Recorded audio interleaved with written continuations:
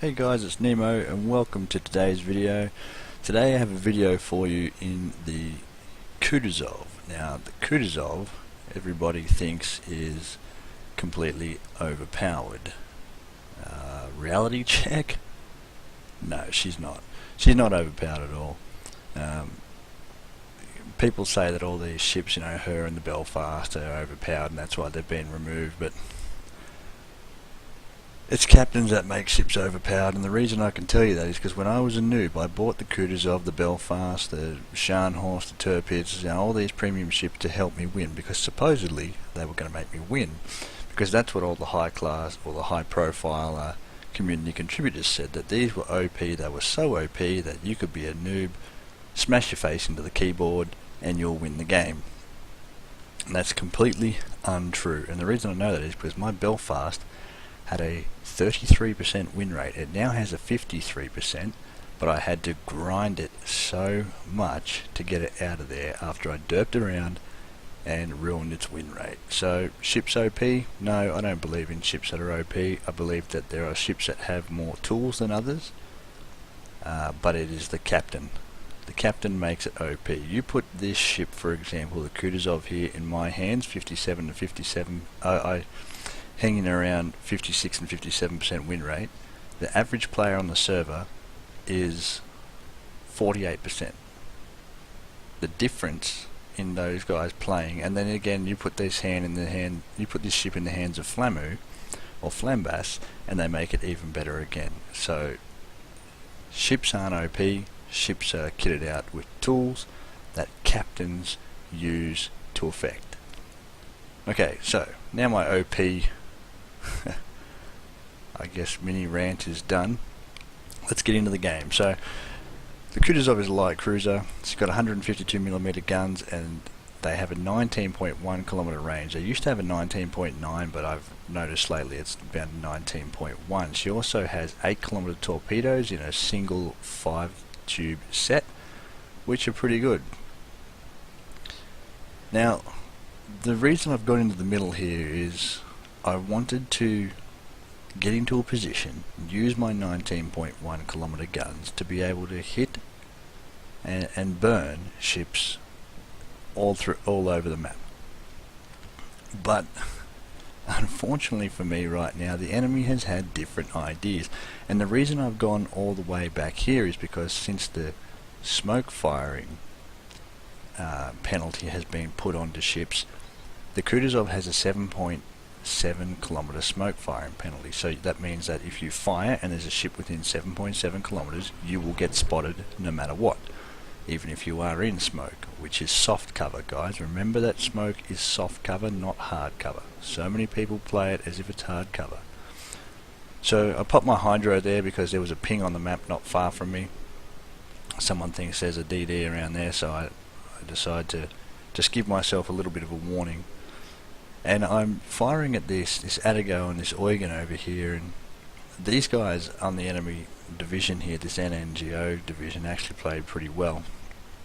They made a couple of critical errors, I think only 2 critical errors, and it ended up costing them the division.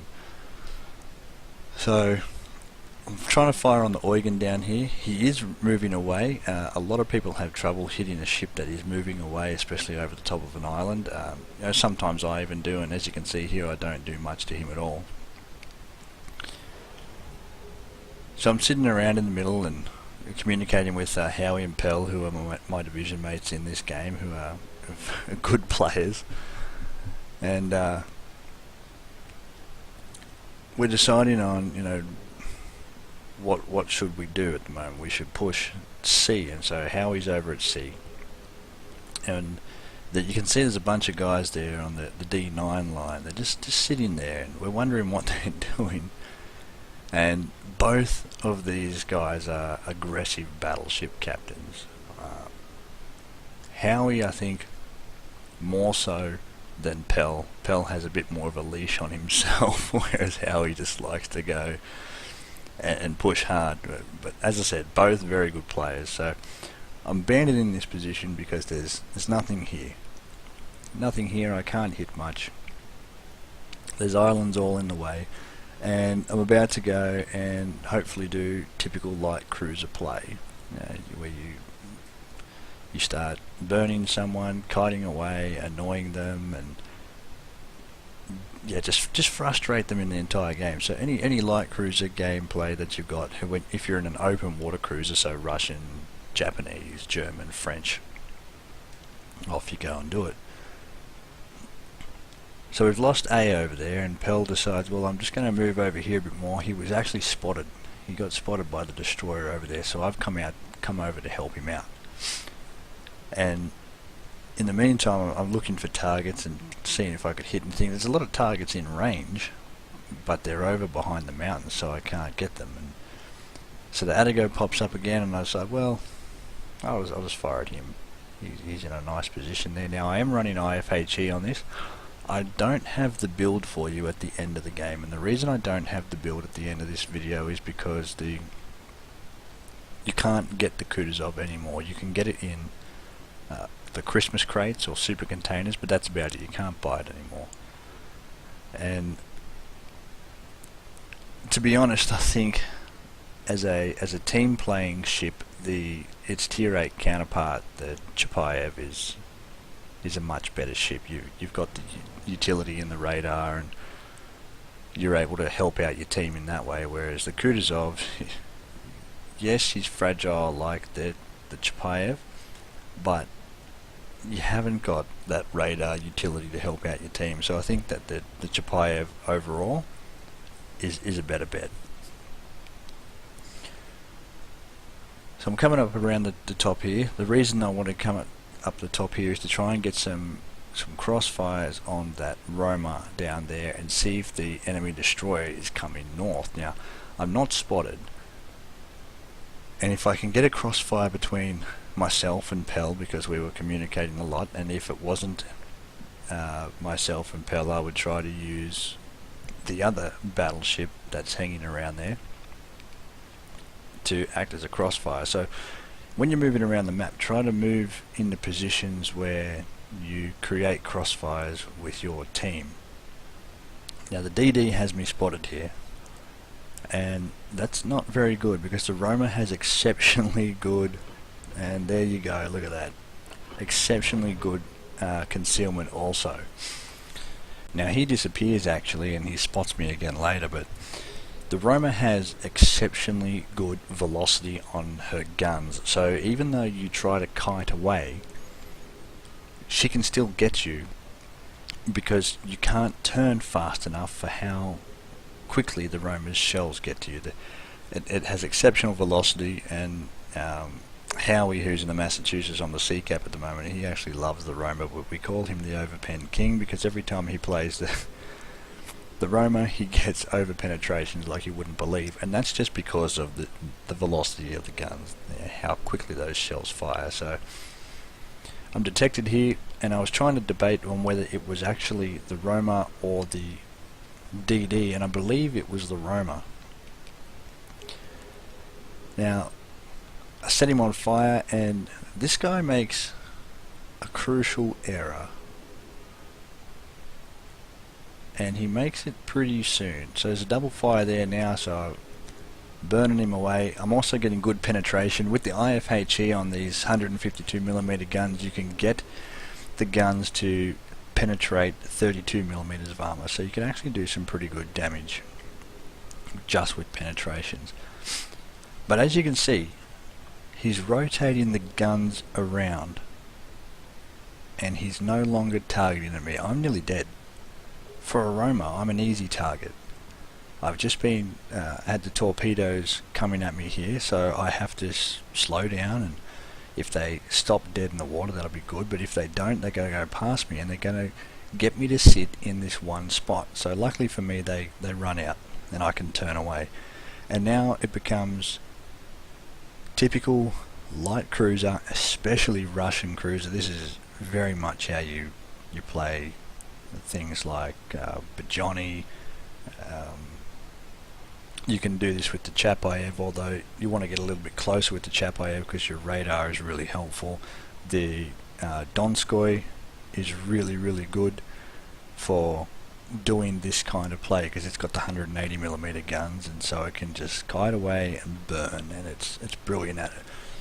So he leaves me alone, and now he's got my battleship captain in front of him, plus an Attigo, and then there's a New Mexico sitting over there, although the New Mexico's extremely broadside, and that can in front of a New Mex broadside in front of a Roma, it can only end one way. So I start putting shots on him again. I can see the DD there, but I know that our Hatsuharu is there pressuring the enemy Hatsuharu, and I decide, well, who is the biggest threat to my battleship?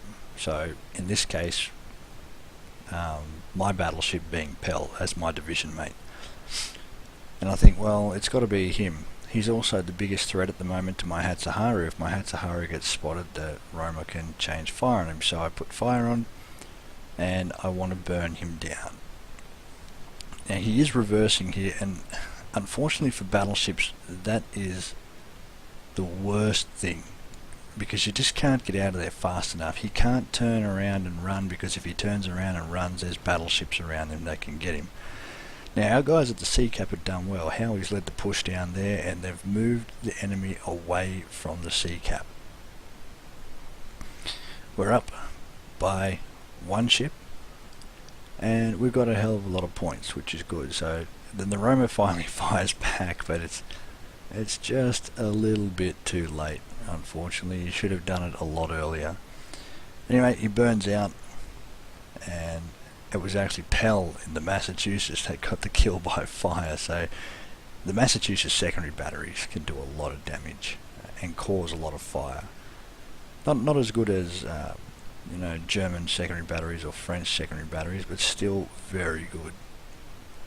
And if you've been watching the minimap, his play has only been in and around that B area. He's hardly gone far at all, but he's been dominating that capture point, and that's what you want your battleships to do.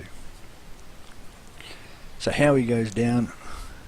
He went a little bit too far, and unfortunately, the rest of the team over there wasn't with him as much. But now we've got them all over the place. But in saying that, so are we. And then Pell goes down, and in our clan, Pell would probably be our best player. And we know that if Pell goes down, yeah, something went wrong. So we think it's going to be a bit of a struggle now, but no, it's okay at the moment. We're alive. We're on 10,000 health. The Alabama over there is firing high explosive. Now at this range, high explosive isn't a bad option, and the reason it's not a bad option is because even if you hit, you're going to cause a lot of damage, because you'll cause splash damage and things like that. Now this would be, I think, the first critical error that this division made. There's a double fire on the Alabama, sorry, and he's pushing the cap. He has to push the cap though. Someone has to get the cap and start stopping these points. But unfortunately for him, he's got an Attigo on one side, so to his north, and then a ship he can't see in me behind the island over here. Now if you're under concentrated fire from a ship that you cannot see because he's behind an island, but you can see the Attigo in the north, my suggestion, now hindsight is always brilliant, it's just great hindsight. Everyone's a unicorn player in hindsight, but I would be moving to the island where the enemy was burning me, because if you move closer to the island where the guy is shooting and you can't see him, he's not going to be able to get the shots off to you. So the Alabama turns around. He has damage conned, and he and his division mate are going to be looking to target the Attigo. I'd be targeting the Attigo. He's right there in the open. He's charging in. I don't know why the Attigo did that. There's one explanation, and that's just to try and get torpedoes off. So we're sitting behind the island, and although we're not directly behind the two islands in front of us, we're behind this island right in the middle here that you can see on the left hand of the screen at the moment. And because of that, he can't see us. So I do get detected, which is him. So I decide, oh quick, I better move forward. And I move forward just enough, and then he's got the Attigo in front of him anyway, so he's not going to be firing at me, so I don't need to worry too much. And then the poor bloke just beaches. And the Attigo goes down, and I get the kill on the Alabama, so he goes down. So we're still ahead by ships, but not for long. Not for long. I mean, our Hatsuharu here is about to take on a Prinz Eugen. Now, the Prinz Eugen has hydro, and it's German hydro, which is great. And I believe that it lasts, that it goes for about 5 kilometers, I think. So that's pretty good. German hydro is really good, and it's actually scary for a destroyer if you're sitting in the smoke. Now, I see down there that there's the New Orleans. But because he's not inside my gun firing range, I'm not worried about sitting here on the corner of this island and just having some shots. But I do come out a bit too far after I fired, so I'm just going to wait. Get those 4 defended ribbons. Just wait on the shot here. And then there's the DD. He was actually going alright, he was actually having a good game, and then I don't know what he did, why he did this. That was just certain death. But a lot of players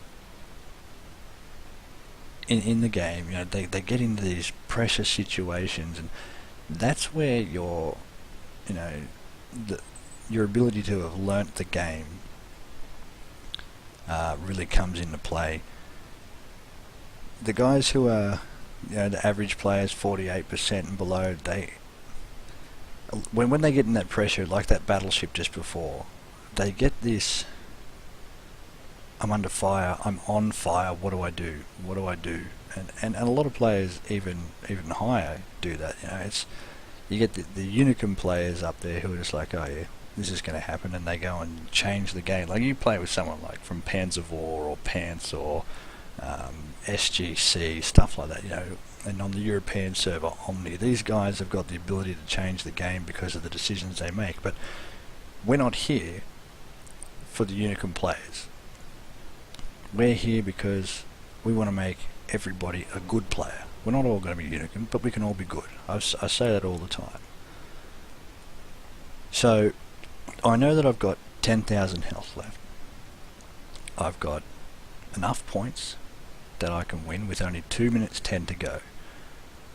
Now, what I want to do here is go north so I can get some crossfires with the New Orleans. If something shows its head, the New Orleans and I can get crossfires. Unfortunately, those enemy ships down south have gone a little bit too far away. They cannot get into the battle.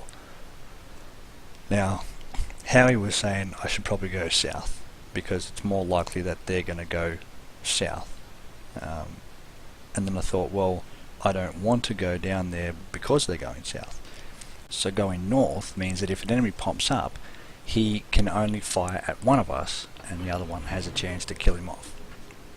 Now here, this I think is where our enemy make that division I talked about, make their second crucial mistake. Now the spotter plane there tells me that they come north.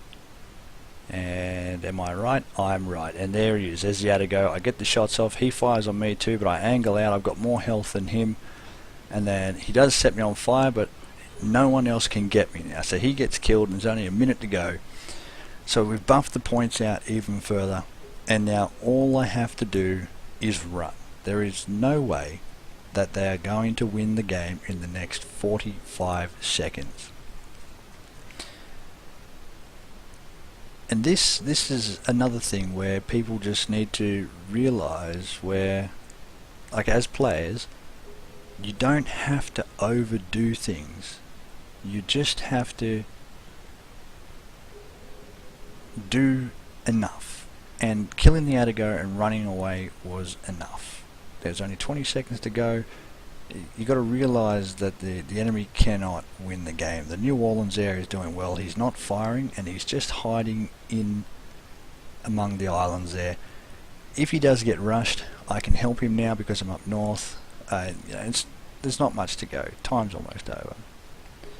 So we win a good game there, and that's not just Kutuzov play. That's just light cruiser play or cruiser play. Full stop. So we good game, great XP, and money. I was running a lot of the economic flags and the special economic flags, which boosted, you know, the cash and the XP. So 19 defenders though. 19 defenders will give you a massive amount of experience. And 12 fires, which RNG is really on point today, or at least with me.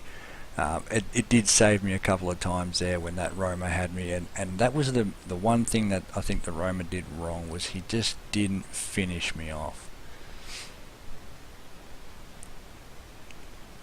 Top of the team with 1882 base experience, 2 kills, that's pretty good. And the other thing I was happy about was that my division mates finished at 3 and 4. Anytime you get a division that is 3 players, it is it's 1/4 of the team, so you really need to pull your weight as a division.